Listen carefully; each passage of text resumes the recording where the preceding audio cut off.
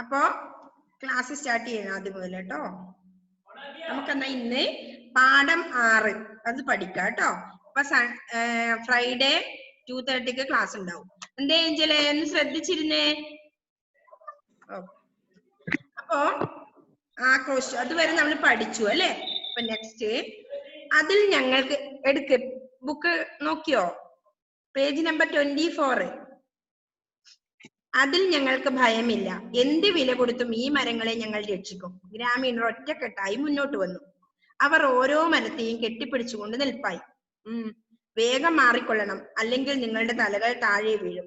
ഗിർധാരിദാസ് മുന്നറിയിപ്പ് നൽകി. എന്നിട്ടും ഗ്രാമീണർ കുലുങ്ങിയില്ല. അവർ പറഞ്ഞു, ഇല്ല, ഞങ്ങൾ മാറില്ല. ഈ മരങ്ങൾ ഞങ്ങളുടെ സോദരർ, ഇവ ഞങ്ങളുടെ രക്ഷകർ. ഇവയോടൊപ്പം മരിച്ചു വീഴുന്നതിൽ ഞങ്ങൾ സന്തുഷ്ടർ. ഗ്രാമീണർ ഓരോ മരത്തെയും കെട്ടിപ്പുണർന്നു നിന്നു. അല്ലെ, എന്താ സംഭവിച്ചത്? അവർക്ക് ഗിർധാരിദാസ് നമ്മൾ നേരത്തെ പഠിച്ചതിൽ എന്താ, എല്ലാവരും മാറി നിന്നില്ലെങ്കിൽ നിങ്ങളുടെ കഴുത്ത് വെട്ടുന്ന ആര്? ഗിർധാരിദാസ് ആക്രോശിച്ചു അല്ലെ. അതിനുശേഷമാണ് പഠിക്കുന്നത്. അതിൽ ഞങ്ങൾക്ക് ഭയമില്ല, കഴുത്ത് വെട്ടുന്നതിലും ഞങ്ങൾക്ക് ഭയമില്ല, എന്ത് വില കൊടുത്തും ഈ മരങ്ങളെ ഞങ്ങൾ രക്ഷിക്കുന്ന ആര് പറഞ്ഞു? ഗേജ്താലിയിലെ ഗ്രാമീണർ ഒറ്റക്കെട്ടായി നിന്നുകൊണ്ട് പറഞ്ഞു. ഗ്രാമീണർ ഒറ്റക്കെട്ടായി മുന്നോട്ട് വന്നു, അതായത് ഒത്തൊരുമിച്ച് മുന്നോട്ട് വന്നു. അവർ ഓരോ മരത്തെയും കെട്ടിപ്പിടിച്ചുകൊണ്ട് നിൽപ്പായി അല്ലെ. ഓരോ മരത്തെയും ഓരോരാള് കെട്ടിപ്പിടിച്ചുകൊണ്ട് നിൽപ്പായി. വേഗം മാറിക്കൊള്ളണം, അല്ലെങ്കിൽ നിങ്ങളുടെ തലകൾ താഴെ വീഴും.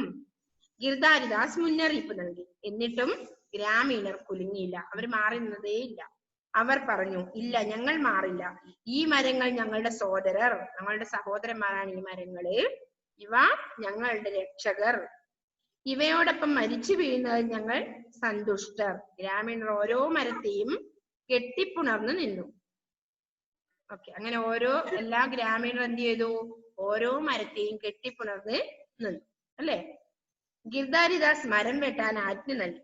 കോടാലികൾ ഉയർന്നു താഴ്ന്നു.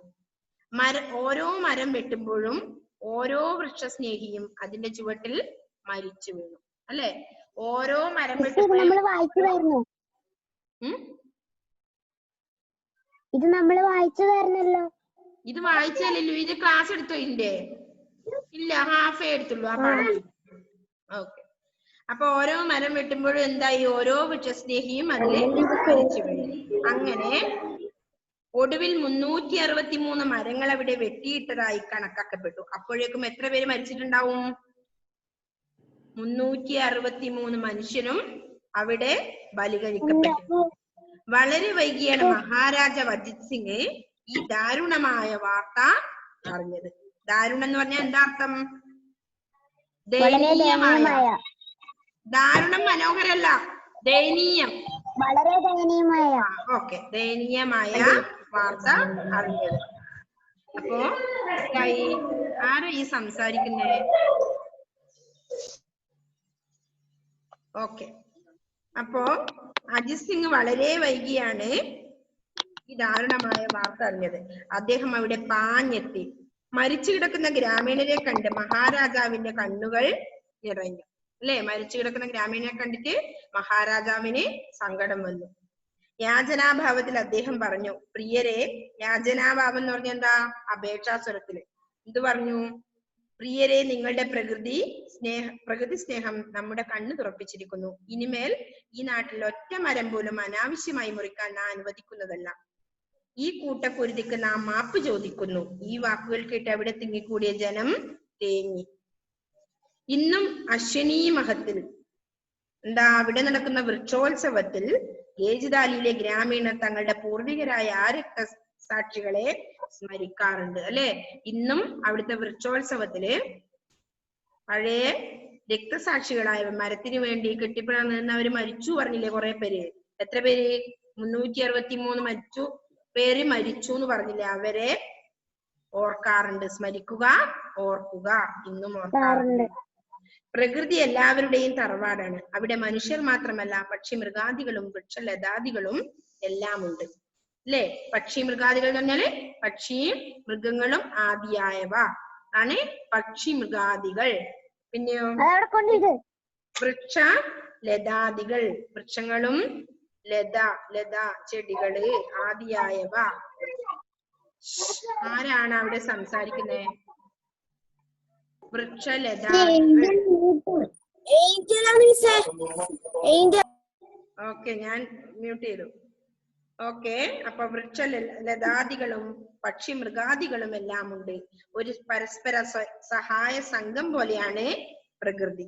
മനുഷ്യരും മൃഗങ്ങളും പക്ഷികളും വൃക്ഷങ്ങളും എല്ലാം തമ്മിൽ ബന്ധപ്പെട്ടിരിക്കുന്നു. മരങ്ങളും സസ്യലതാദികളും എല്ലാം മനുഷ്യർക്കും പക്ഷികൾക്കും മൃഗങ്ങൾക്കും ചെയ്യുന്ന സേവനം വളരെ വിലപ്പെട്ടതാണ്, അല്ലേ?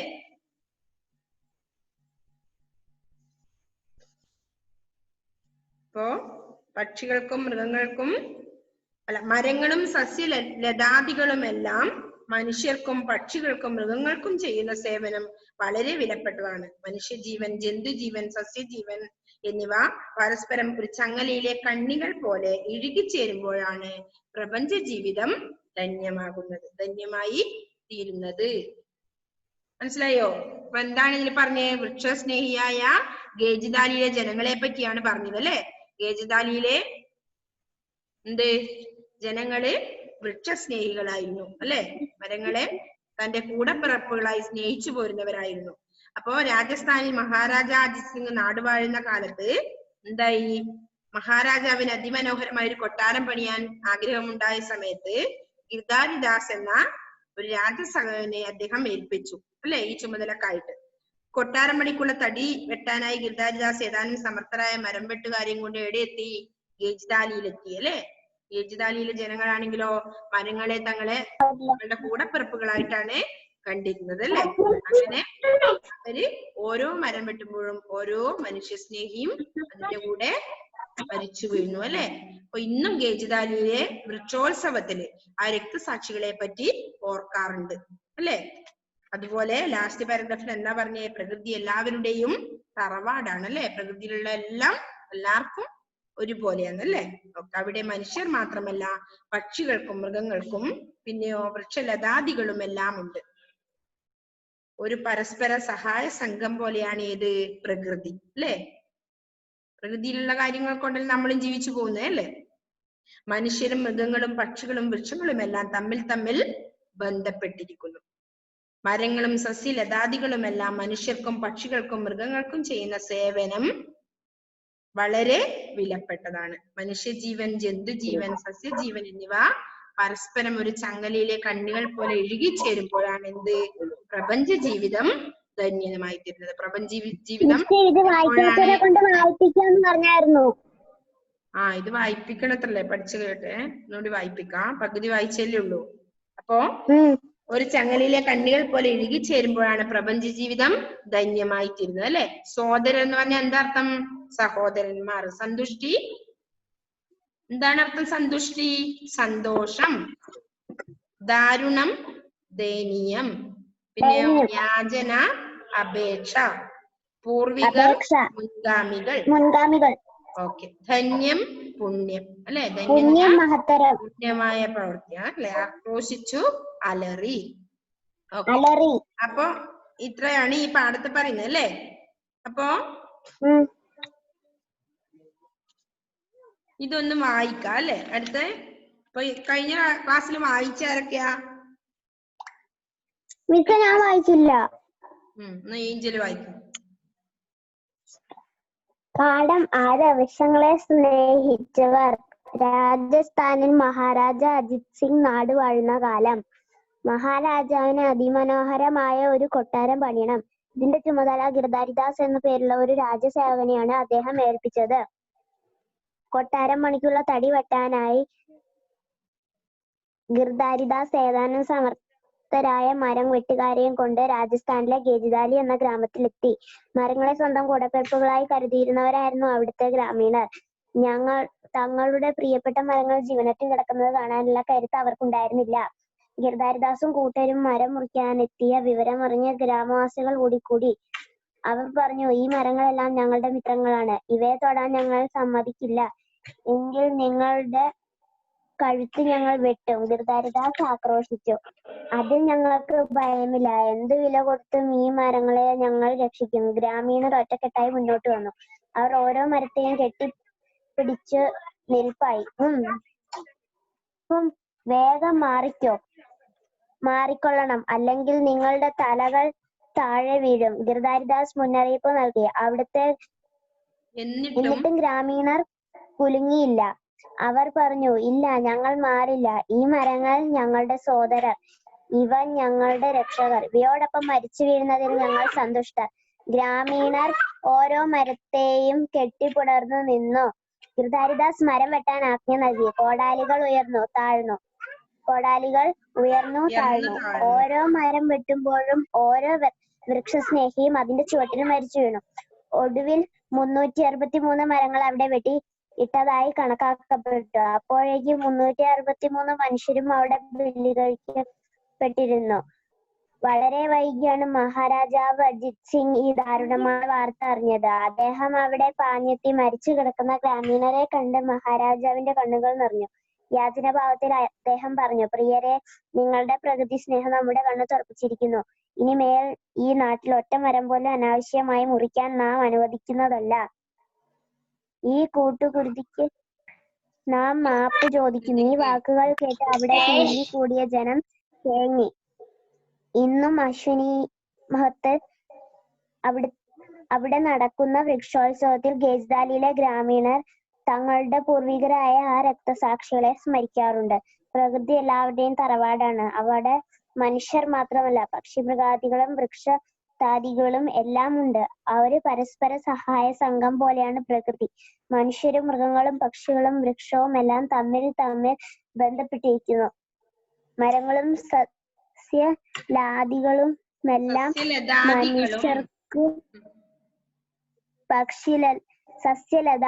മനുഷ്യർക്കും പക്ഷികൾക്കും മൃഗങ്ങൾക്കും ചെയ്യുന്ന സേവനം വളരെ വിലപ്പെട്ടതാണ്. മനുഷ്യജീവൻ, ജന്തുജീവൻ, സസ്യജീവൻ എന്നിവ പരസ്പരം ഒരു ചങ്ങലയിലെ കണ്ണികൾ പോലെ ഇഴുകിച്ചേരുമ്പോഴാണ് പ്രപഞ്ച ജീവിതം ധന്യമായി തീരുന്നത്. നെക്സ്റ്റ് ആരാ വായിക്കുന്നേ? റിഹാൻ ഒന്ന് വായിച്ചേ. റിഹാൻ എവിടെയായിരുന്നു ഇത്ര സമയം? റിഹാനെ വായിച്ചേ.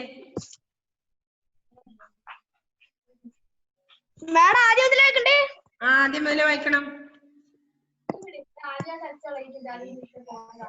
പാഠം 6. വൃക്ഷങ്ങളെ സ്നേഹിക്കുന്നവർ.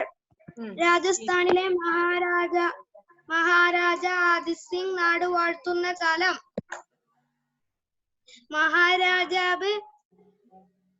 മഹാരാജാവിന് അതിമനോഹരമായ ഒരു കൊട്ടാരം പണിയണം. അതിന് ചുമതല ഗിർധാരിദാസ് എന്ന പേരുള്ള ഒരു രാജസേവകനെയാണ് അദ്ദേഹം ഏൽപ്പിച്ചത്. കൊട്ടാരം പണിക്കുള്ള തടി വെട്ടാനായി ഗിർധാരിദാസ് ഏതാനും സമർത്ഥരായ മരം വെട്ടുകാരെയും കൊണ്ടു രാജസ്ഥാനിലെ ഗേജ്ദാലി എന്ന ഗ്രാമത്തിലെത്തി. മരങ്ങളെ സ്വന്തം കൂടപ്പിറപ്പുകളായി കരുതിയിരുന്നവരായിരുന്നു അവിടത്തെ ഗ്രാമീണർ. തങ്ങളുടെ പ്രിയപ്പെട്ട മരങ്ങളെ ജീവനറ്റുകിടക്കുന്നു കാണാനുള്ള കരുത്ത് അവർക്കുണ്ടായിരുന്നില്ല. ഗിർധാരിദാസ് കൂട്ടരും മരം മുറിക്കാനെത്തിയ വിവരം അറിഞ്ഞ് ഗ്രാമവാസികൾ ഓടിക്കൂടി. അവർ പറഞ്ഞു, ഈ മരങ്ങളെല്ലാം ഞങ്ങളുടെ മിത്രങ്ങളാണ്, സമ്മതിക്കില്ല എങ്കിൽ നിങ്ങളുടെ കഴുത്ത് ഞങ്ങൾ വെട്ടും. ഗിർധാരിദാസ് ആക്രോശിച്ചു. നെക്സ്റ്റ് സായി കൃഷ്ണ ഒന്ന് വായിച്ചേ മോനെ. അതിൽ ഞങ്ങൾക്ക് ഭയമില്ല. എന്തു വില കൊടുത്തും ഈ മരങ്ങളെ ഞങ്ങൾ രക്ഷിക്കും. ഗ്രാമീണർ ഒറ്റക്കെട്ടായി മുന്നോട്ട് വന്നു. അവർ ഓരോ മരത്തെയും കെട്ടിപ്പിടിച്ചുകൊണ്ട് നിൽപ്പായി. വേഗം മാറിക്കൊള്ളണം, അല്ലെങ്കിൽ നിങ്ങളുടെ തലകൾ താഴെ വീഴും, ഗിർധാരിദാസ് മുന്നറിയിപ്പ് നൽകി. എന്നിട്ടും ഗ്രാമീണർ കുലുങ്ങിയില്ല. അവർ പറഞ്ഞു, ഇല്ല, ഞങ്ങൾ മാറില്ല. ഈ മരങ്ങൾ ഞങ്ങളുടെ സോദർ, ഇവ ഞങ്ങളുടെ രക്ഷകർ. ഇവയോടൊപ്പം മരിച്ചു വീഴുന്നതിൽ ഞങ്ങൾ സന്തുഷ്ടർ. ഗ്രാമീണർ ഓരോ മരത്തെയും കെട്ടിപ്പുണർന്ന് നിന്നു. ഗിർധാരിദാസ് മരം വെട്ടാൻ ആജ്ഞ നൽകി. കോടാലികൾ ഉയർന്നു താഴ്ന്നു. ഓരോ മരം വെട്ടുമ്പോഴും ഓരോ വൃക്ഷസ്നേഹിയും അതിന്റെ ചുവട്ടിൽ മരിച്ചു വീണു. ഒടുവിൽ 363 മരങ്ങൾ അവിടെ വെട്ടിയിട്ടതായി കണക്കാക്കപ്പെട്ടു. അപ്പോഴേക്കും 363 മനുഷ്യരും അവിടെ ബലികപ്പെട്ടിരുന്നു. ആദിത്യൻ സുനിൽകുമാർ എന്ന് വായിച്ചു. സായി മതി മോനെ. ഇനി അടുത്ത ആദിത്യൻ സുനിൽകുമാർ എന്ന് വായിച്ചേ. ബാക്കി ഇപ്പൊ എവിടെ എത്തി? ഇപ്പൊ വായിച്ചതിന്റെ ബാലൻസ് ആയി വായിച്ചേ. എവിടെ എത്തി? ശ്രദ്ധിക്കണം എന്ന് പറഞ്ഞില്ലേ മിസ്? ബലി കഴിക്കപ്പെട്ടിരുന്നു. ഇനി വളരെ വൈകിയാണ്. എവിടെയാ?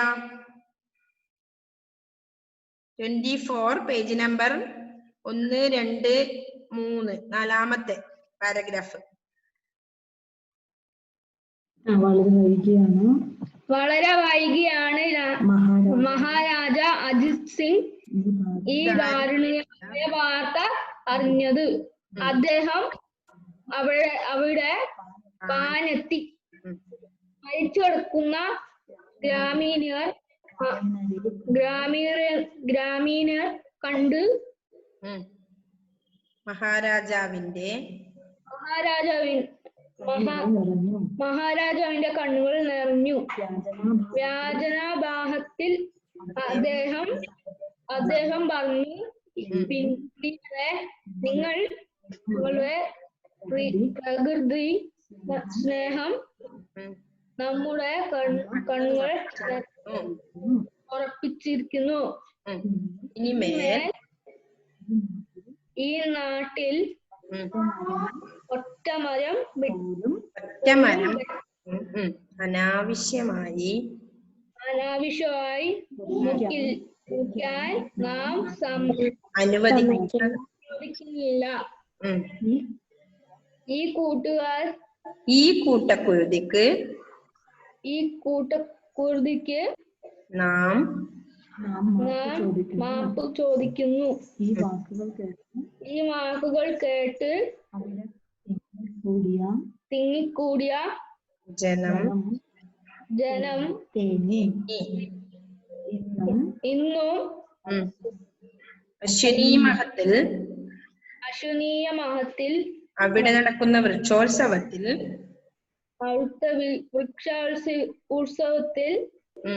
ഗേജ്ദാനിലെ ഗ്രാമീണർ തങ്ങളുടെ പൂർവികരായ ആ രക്തസാക്ഷികളെ സ്മരിക്കാറുണ്ട്. നെക്സ്റ്റ് എഡ്വിൻ ഒന്ന് വായിച്ചേ. ബാക്കി ഇപ്പം വായിച്ചതിന്റെ. പ്രകൃതി എല്ലാവരുടെയും തറവാടാണ്. അവിടെ മനുഷ്യർ മാത്രമല്ല, പക്ഷി മൃഗങ്ങളും ജാതികളും എല്ലാം ഉണ്ട്. ഒരു പരസ്പര പോലെയാണ് പ്രകൃതി. മനുഷ്യരും മൃഗങ്ങളും പക്ഷികളും വൃക്ഷങ്ങളുമെല്ലാം തമ്മിൽ ബന്ധപ്പെട്ടിരിക്കുന്നു. മൃഗങ്ങളും സസ്യങ്ങളുമെല്ലാം മനുഷ്യർക്കും പക്ഷികൾക്കും മൃഗങ്ങൾക്കും ചെയ്യുന്ന സേവനം വളരെ വിലപ്പെട്ടതാണ്. മനുഷ്യജീവൻ, ജന്തുജീവൻ, സസ്യജീവൻ എന്നിവ പരസ്പരം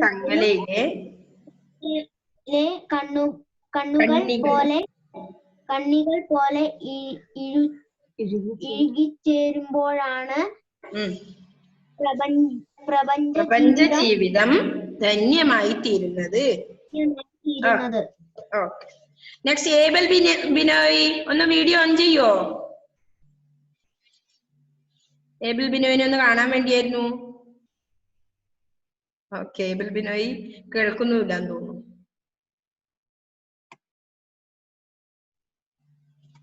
ഓക്കെ, അപ്പോ എന്ത് ചെയ്യണം? എല്ലാ മക്കളും നല്ലപോലെ വായിക്കണം. ടെക്സ്റ്റ് വായിച്ചിട്ട് അടുത്ത ക്ലാസ്സിൽ വായിക്കാത്തവരെ കൊണ്ട് വായിപ്പിക്കും കേട്ടോ. ഓക്കെ, അപ്പൊ ഇന്ന് കൊറേ പേരുണ്ട്. എന്തേ ജോസി?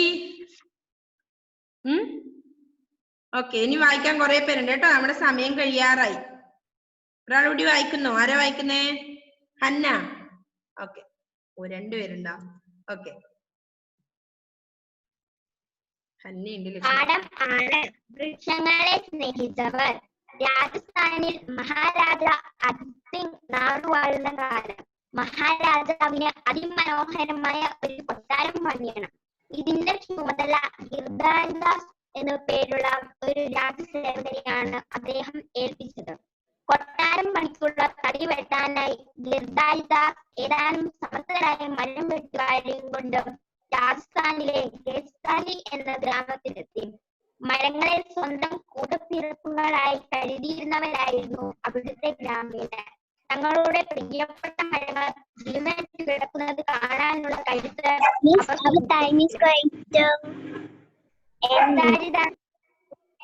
മരം മുറിക്കാനെത്തിയ വിവരമറിഞ്ഞ് ഗ്രാമവാസികൾ ഓടിക്കൂടി. അവർ പറഞ്ഞു, ഈ മരങ്ങളെല്ലാം ഞങ്ങളുടെ മിത്രങ്ങളാണ്, ഇവയെ തൊടാൻ ഞങ്ങൾ സമ്മതിക്കില്ല. എങ്കിൽ നിങ്ങളുടെ കഴുത്ത് ഞങ്ങൾ വെട്ടും. ഗിർദാരിദാസ് ആഘോഷിച്ചു. Okay, next Josy. ആക്രോശിച്ചു. Okay, next. അതിന് ഞങ്ങൾക്ക് ഭയമില്ല.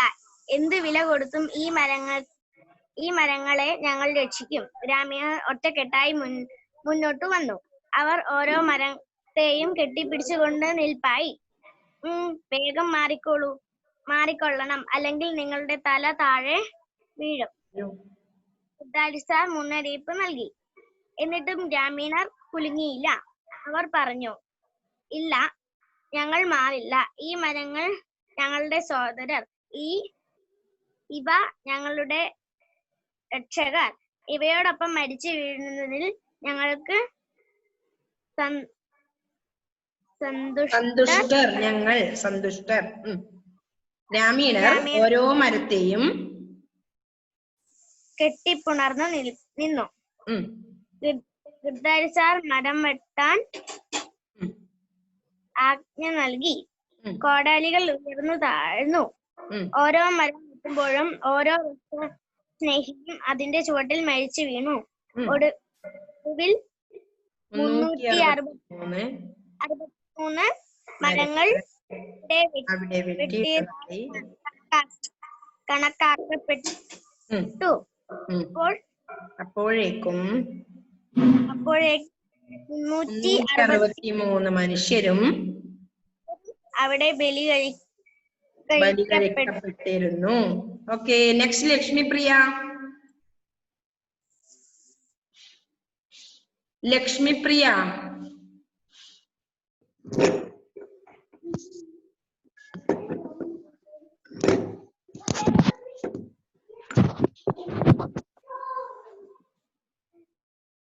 വളരെ വൈകിയാണ് മഹാരാജാവ് അജിത് സിംഗ് ഈ ദാരുണമായ വാർത്ത അറിഞ്ഞത്. അദ്ദേഹം അവിടെ പാഞ്ഞെത്തി. മരിച്ചു കിടക്കുന്ന ഗ്രാമീണരെ കണ്ട് മഹാരാജാവിന്റെ കണ്ണുകൾ നിറഞ്ഞു. യാചനാഭാവത്തിൽ അദ്ദേഹം പറഞ്ഞു, പ്രിയരെ, നിങ്ങളുടെ പ്രകൃതി സ്നേഹം നമ്മുടെ കണ്ണ് തുറപ്പിച്ചിരിക്കുന്നു. ഇനിമേൽ ഈ നാട്ടിൽ ഒറ്റ മരം പോലും അനാവശ്യമായി മുറിക്കാൻ നാം അനുവദിക്കുന്നതല്ല. ഈ കൂട്ടക്കുരുതിക്ക് നാം മാപ്പ് ചോദിക്കുന്നു. ഈ വാക്കുകൾ കേട്ട് അവിടെ തിങ്ങിക്കൂടിയ ജനം തേങ്ങി. ഇന്നും അശ്വനി മഹത്തിൽ അവിടെ നടക്കുന്ന വൃക്ഷോത്സവത്തിൽ ഗേജ്താലിയിലെ ഗ്രാമീണർ തങ്ങളുടെ പൂർവികരായ ആ രക്തസാക്ഷികളെ സ്മരിക്കാറുണ്ട്. പ്രകൃതി എല്ലാവരുടെയും തറവാടാണ്. അവിടെ മനുഷ്യർ മാത്രമല്ല, പക്ഷി മൃഗാദികളും ലതാദികളും എല്ലാം ഉണ്ട്. പരസ്പര സഹായ സംഘം പോലെയാണ് പ്രകൃതി. മനുഷ്യരും മൃഗങ്ങളും പക്ഷികളും വൃക്ഷങ്ങളും എല്ലാം തമ്മിൽ തമ്മിൽ ബന്ധപ്പെട്ടിരിക്കുന്നു. മരങ്ങളും സസ്യലതാദികളും എല്ലാം മനുഷ്യർക്കും പക്ഷികൾക്കും മൃഗങ്ങൾക്കും ചെയ്യുന്ന സേവനം വളരെ വിലപ്പെട്ടതാണ്. മനുഷ്യജീവൻ, ജന്തുജീവൻ, സസ്യജീവൻ എന്നിവ പരസ്പരം ഒരു ചങ്ങലയിലെ കണ്ണികൾ പോലെ ഇഴുകിച്ചേരുമ്പോഴാണ് പ്രപഞ്ച ജീവിതം ധന്യമായി തീരുന്നത്. ഓക്കെ, ബാക്കിയുള്ളവർക്ക് നെക്സ്റ്റ് ദിവസം വായിക്കേ. ഇപ്പൊ ഷഹബാസും ഷിസ്രിയും ഉണ്ട്, അതുലുണ്ട്, ഏബൽ ബിനോയി ഉണ്ട് അല്ലെ. സമയം കഴിഞ്ഞു നമ്മുടെ. അപ്പൊ എല്ലാവരോടും bye. Okay, see you. Thank you, Miss. Okay, bye. Bye, Miss. Bye. Bye, Miss.